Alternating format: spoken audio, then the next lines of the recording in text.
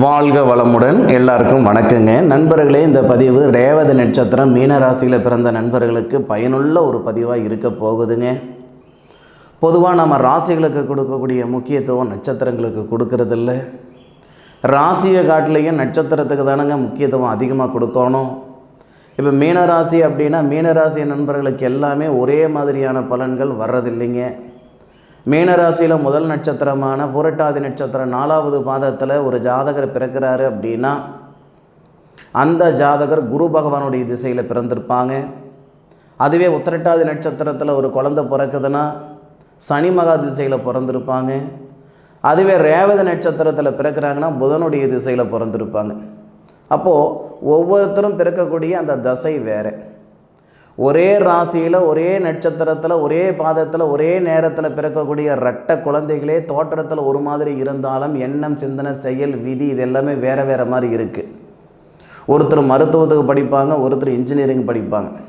ஒருத்தருக்கு 27 வயசில் கல்யாணம் ஆகும், ஒருத்தருக்கு 30 வயசில் கல்யாணம் ஆகும். இந்த மாதிரி நிறைய நம்ம பார்த்துருக்கோம். அப்போ ராசிக்கு மட்டும் முக்கியத்துவம் கொடுத்துக்கிட்டு ராசி பலன் மட்டும் பார்த்துக்கிட்டு இருக்கிறது அது அந்தளவுக்கு சிறப்பாக இருக்காது. ராசிக்குள்ளார இருக்கக்கூடிய நட்சத்திரங்களுக்கு முக்கியத்துவம் கண்டிப்பாக கொடுக்கணும். பொதுவாகவே நவகிரக தலங்கள் அப்படின்றது எல்லாருக்கும் தெரியும். 10 வயசு பையனுக்கு தெரியும் நவகிரக கோவில் எங்கேயா இருக்குதுன்னு கேட்டிங்கன்னா அந்த குழந்தை அழகாக சொல்லிவிடும், கும்பகோணத்தில் இருக்குதுங்க நவகிரக கோவில். அட என்னென்ன கோயில் அப்படின்னு கேட்டால் கூட சூரியன் கோயில், சந்திரன் கோயில், செவ்வாய் கோயில், குரு கோவில் இப்படின்ட்டு அழகாக சொல்லிவிடும். அப்போது அந்த நவகிரக திருத்தலங்கள் தெரிஞ்சு வச்சிருக்கிறோமே தவிர நம்மளுடைய நட்சத்திரத்துக்குரிய திருத்தலங்கள் 120% நண்பர்களுக்கு தான் தெரியுமே தவிர 80% நண்பர்களுக்கு தெரியாது. அந்த 20% நண்பர்கள் கூட அந்த திருத்தலத்துக்கு போயிருப்பாங்களான்றது சந்தேகம் தானுங்க. உலகத்தில் எந்த கோவிலுக்குனாலும் போகலாங்க. தன்னுடைய நட்சத்திரத்துக்கு உகந்த திருத்தலத்துக்கு கொடுப்பனை இருந்தால் தான் போக முடியும். அப்படி ரேவதி நட்சத்திரத்தில் பிறந்த நண்பர்களுக்கு எந்த ஊரில் இருக்கிற திருத்தலம் தன்னுடைய நட்சத்திர கோவில். பொதுவாக எல்லாருக்குமே தனக்குரிய திருத்தலம் இருக்குது. வெவ்வேறு ஊரில் வெவ்வேறு இடத்துல அந்த திருத்தலங்கள் இருக்குது. தன்னுடைய வாழ்நாளில் ஒரு முறையாவது அந்த திருத்தலத்துடைய மண்ணை மிதிச்சிட்டு வரணும். அதுதான் பிரார்த்தம். நான் தம்மையில் ஒரு வாசகம் போட்டிருப்பேனுங்க. முன் ஜென்மத்தில் செய்த புண்ணியம் இருந்தால் மட்டுமே இந்த ஜென்மத்தில் நமக்குரிய நட்சத்திர திருத்தலத்துக்கு போக முடியும் அப்படின்ட்டு 100% உண்மை. பொதுவாக இந்த ரேவதி நட்சத்திரம் அப்படின்னா நட்சத்திரத்தின் நாயகன் யாருன்னு பார்க்கும்போது புதன். ரேவதி நட்சத்திரம்னா நட்சத்திரத்துக்கு அதிபதி புதன் தானுங்க, அதில் மாற்றுக்கிறது ஒன்றும் இல்லையே. நட்சத்திரத்துடைய அதிதேவதை ஒரு நட்சத்திரம்னா அந்த நட்சத்திரத்துக்கு அதிபதி ஒருத்தர் இருப்பார், அதிதேவதை ஒருத்தர் இருப்பார். அதிதேவதை என்ன அப்படின்னா அந்த நட்சத்திரத்தில் அவதரித்த கடவுளை தான் அதிதேவதைன்னு நம்ம சொல்கிறோம். அப்போது அந்த ரேவதி நட்சத்திரத்தில் அவதரித்த கடவுள் யாருன்னு பார்த்தீங்கன்னா விதிகாரகன் சொல்லக்கூடிய, தொழில்காரகன் சொல்லக்கூடிய சனி பகவான், சனீஸ்வரர் பிறந்த நட்சத்திரம் அந்த ரேவதி நட்சத்திரம் தானுங்க. சார் நீங்கள் பார்த்தீங்களா, உங்களுக்கு வயசு என்ன 40 43 இருக்குமா, சனி பகவான் பிறந்த நட்சத்திரம் சொல்கிறீங்களே சார், இது உண்மையா சார்? எல்லாமே எழுதப்பட்ட விஷயங்கள் தான். பேனா பேப்பரை கண்டுபிடிக்கிறதுக்கு முன்னாடி நம்மளுடைய முன்னோர்கள் ஜோதிடம்ன்ற ஒரு பொக்கிஷத்தை உருவாக்கி கொடுத்தாங்க நமக்கு. உண்மை இல்லைன்னா இத்தனை காலகட்டத்துக்கு இதை நம்ம கட்டிக்கிட்டு இருக்க மாட்டோம், ஜோதிடத்தை நம்ம பார்த்துக்கிட்டு இருக்க மாட்டோம். அப்போது அந்த வகையில் ஒரு கிரகமும் ஒரு கடவுளும் இந்த நட்சத்திரத்தில் தான் பிறக்கப்பட்டிருக்கு, இந்த நட்சத்திரத்தில் தான் அவதரிக்கப்பட்டிருக்குன்ட்டு நம்ம முன்னோர்கள் எழுதி வச்ச அமைப்பு தானுங்க இது. அந்த வகையில் சனி பகவான் அவதரித்த நட்சத்திரம் புதனுடைய நட்சத்திரமான ரேவதி நட்சத்திரம். அப்போது சனி பகவான் அவதரித்த நட்சத்திரமான ரேவதி நட்சத்திரத்தில் பிறந்த நண்பர்கள் எந்த மாதிரி ஒரு தொழில் செய்தால் அவங்களுக்கு ரொம்ப சாதகமாக இருக்கும். நட்சத்திரத்துக்கு நட்சத்திர அதிதேவதை சனி பகவான். ஆனால் அந்த நட்சத்திரத்துக்கு ராசிநாதன் யாருன்னு பார்த்தீங்கன்னா குரு பகவான். அப்போ குரு பகவானுக்கு நேர் ஆப்போசிட்டான கிரகம் சனி பகவான். மீனராசியில் பிறந்தவங்க இரும்பு தொழில் செய்யக்கூடாது, ஷேர் மார்க்கெட்டில் வேலை செய்யக்கூடாது, இதெல்லாம் செஞ்சால் சிக்கல் வரும், ப்ராப்ளம் வரும் அப்படின்ட்டு நிறைய ஜோதிடர்களுடைய கருத்து. ஆனால் மீனராசியில் பிறந்த நண்பர்கள், இந்த ரேவதி நட்சத்திரத்தில் பிறந்த நண்பர்கள் 100% இரும்பு தொழில் செஞ்சு அடுத்த லெவலுக்கு அவங்க வந்திருப்பாங்க. சொல்லப்போனால் அவங்களுடைய அடையாளமே அந்த தொழிலாக தான் இருக்கும். அந்த தொழில் செஞ்சதுக்கு அப்புறம் தான் அவங்களுடைய வாழ்க்கையில் வளர்ச்சி வந்திருக்கும். அடுத்த கட்டத்துக்கு அவங்க ட்ராவல் பண்ணுறதுக்கான சூழ்நிலை ஏற்பட்டிருக்கும். அப்படி ரேவதி நட்சத்திரத்தில் பிறந்த நண்பர்களுக்கு 100% இரும்பு தொழில் செட் ஆகும். அதுபோக வெளிநாடு தொடர்புள்ள வேலையில் செட் ஆகும். ஏற்றுமதி பண்ணுறதா இருக்கட்டும், இறக்குமதி பண்ணுறதா இருக்கட்டும் செட் ஆகும். அதுபோக பங்கு சந்தை, ஷேர் மார்க்கெட், இந்த அமைப்புகளும் இந்த ரேவதி நட்சத்திரத்தில் பிறந்த நண்பர்களுக்கு செட் ஆகும். அதுபோக தாய் மாமன், அதாவது ரேவதி நட்சத்திரத்தில் பிறந்த ஆணாக இருந்தாலும் சரி, பெண்ணாக இருந்தாலும் சரி, பெண்ணாக இருந்தால் தாய் மாமனை திருமணம் பண்ணுறது, ஆணாக இருந்தால் தாய் மாமன் பெண்ணை திருமணம் பண்ணுறது, இந்த மாதிரி அமைப்புகள் அதிகமாக ஏற்படும். தன்னுடைய தகப்பனுடைய சப்போர்ட் இருக்குதோ இல்லையோ, பொதுவாகவே ரேவதி நட்சத்திரத்தில் பிறந்த நண்பர்களுக்கு தகப்பனுடைய சப்போர்ட்டு கம்மியாக இருக்கும். ஏன்னா நட்சத்திரத்துக்கு அதிபதி புதன், ராசி மீனம், மீனத்துக்கு 6வது பாவகமாக நமக்கு சூரியன் வந்துடுவார். நட்சத்திரத்தின் அதிதேவதை சனி பகவான். இது எல்லாமே நம்ம கம்பேர் பண்ணும்போது அந்த சூரிய பகவான் பகையாக தான் இருக்கும். அந்த அடிப்படையில் ரேவதி நட்சத்திரத்தில் பிறந்த ஆணாக இருந்தாலும் சரி, பெண்ணாக இருந்தாலும் சரி, அவங்களுக்கு தந்தையுடைய சப்போர்ட்டு குறைவு. மாமனுடைய சப்போர்ட்டு, தாய் மாமனுடைய சப்போர்ட், அம்மான் அப்படின்னு சொல்லக்கூடிய தாய் மாமனுடைய சப்போர்ட்டு நிறையா இருக்கும்.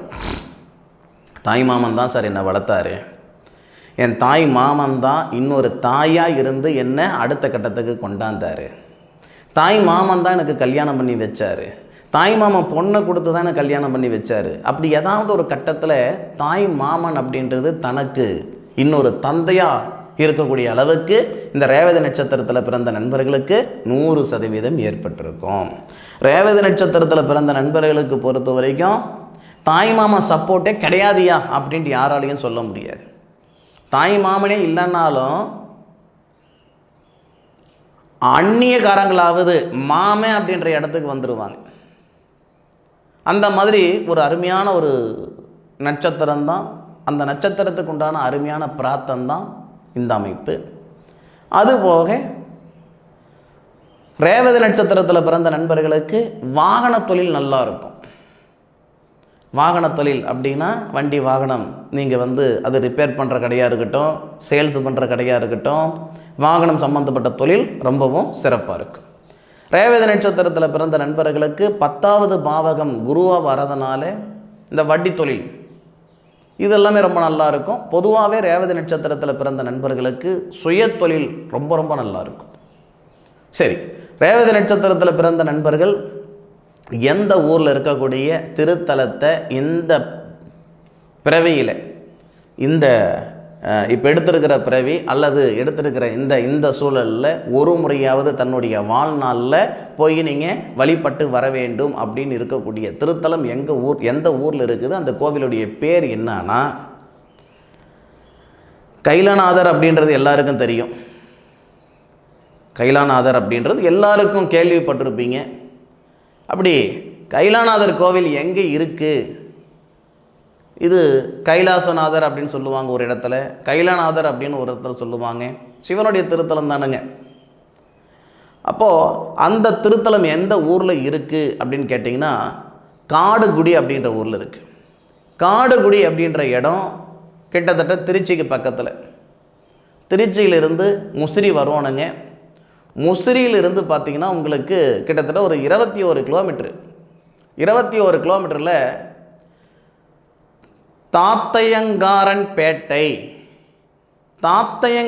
பேட்டை அப்படின்ற இடத்துல இருந்தே கிட்டத்தட்ட உங்களுக்கு ஒரு 2-3 கிலோமீட்டர் வரும். எது அந்த காடுகுடி அப்படின்ற இடம். திருச்சி டு முசிறி, முசிறி டு தாத்தையங்காரன் பேட்டை, தாத்தையங்காரன் பேட்டையிலிருந்து காடுகுடி, நாமக்கல்ல இருந்து கூட போகலாங்க. அப்போது நாமக்கல்லேருந்து முசிறி, முசிறியிலேருந்து தாத்தையங்காரன் பேட்டை, தாத்தையங்காரன் பேட்டையிலிருந்து காடுகுடி, இப்படி வரலாங்க. இப்படி இருக்கக்கூடிய அந்த ஊரில் தான், அந்த காடுகுடின்ற இடத்துல தானுங்க கைலாயநாதர் இருக்கார்.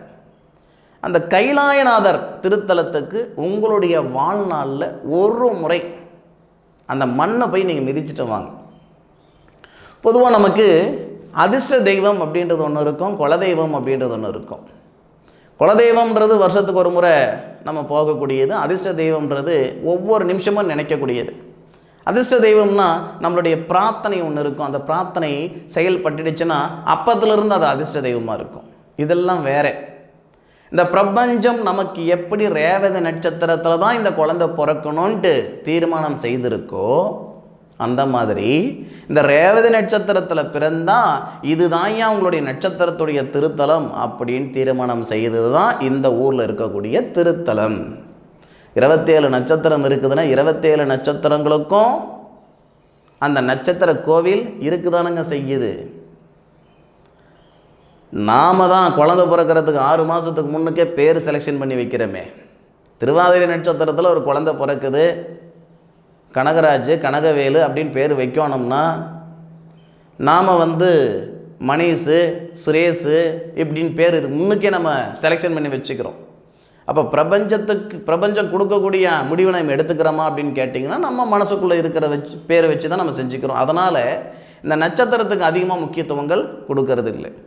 தயவு செய்து நீங்கள் ஜாதக ரீதியாக பேர் வச்சா என்ன வைக்காட்டி என்ன இதெல்லாம் அப்புறம், உங்களுடைய ஜென்ம நட்சத்திரம்ன்றது என்னன்னு தெரிஞ்சுக்கோங்க.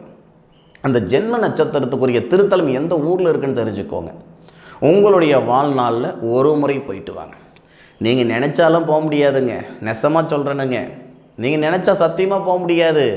இந்த பிரபஞ்சம் நினைக்கணும், இந்த திருத்தலத்துக்கு இந்த நேரத்தில் உங்களை கூப்பிடணும், அப்போ தான் உங்களுக்கு இந்த கோவிலுக்கெல்லாம் போக முடியும். ஒரு சில கோவிலுக்கு மட்டும் பிரார்த்தனை இருந்தால் தான் போக முடியும், குடுப்பனை இருந்தால் தான் ஒரு சில கோவிலுக்கு போக முடியும். அந்த மாதிரி ஒரு திருத்தலம் தான் இந்த கைலாயநாதர். இந்த கைலாயநாதர் திருத்தலத்துக்கு நிச்சயம் போயிட்டு வாங்க. உங்களுடைய வாழ்வாதாரத்தில் நிறைய மாற்றங்கள் வரும்.